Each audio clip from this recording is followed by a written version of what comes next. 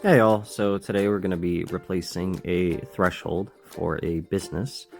This is their back door. They have a double door here, and it got damaged by a pallet jack, so we need to replace this. So most of the fasteners were already shot there, so I had to cut out the last one. The next thing you want to do is make sure you clean everything up. So these thresholds are pretty readily available, so what I ended up doing is buying a new aluminum one, and then here I'm marking the ends for the cutouts, which will slide right by the door jamb.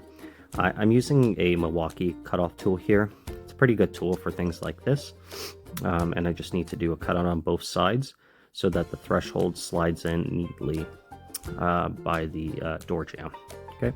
After that, I'm doing one more cleaning because you really want to have a good surface for the adhesive to adhere to so that it doesn't end up popping off.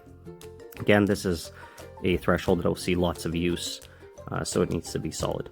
Here I'm using an S pattern to apply some adhesive between the concrete and the threshold, and I want to make sure that it's hitting those middle ridges so that there's good adhesion between it. Here I'm using a crowbar to lift up the edge a little bit, and I'm adding a little bit of additional adhesive just on the edge, just so neither of the lips end up getting jacked up.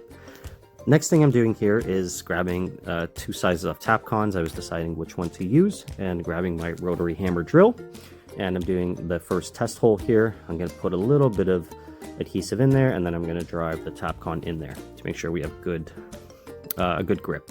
Here I'm drilling through the rest of the holes, and then it's important when you drill those holes that you vacuum it out to make sure you have enough room for the actual screw to go into.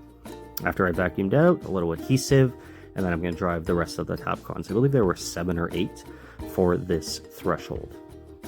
Okay, and here's a little POV of driving one of these through. There's a little bit of adhesive there as well, so just tightens it up snug to the floor. The floor wasn't perfectly level, so I ended up adding a little bit of additional adhesive to the lips just to make sure that it was both sealed and no pests were getting in there. So at the end of the day, this is how it turned out, and turned out real well.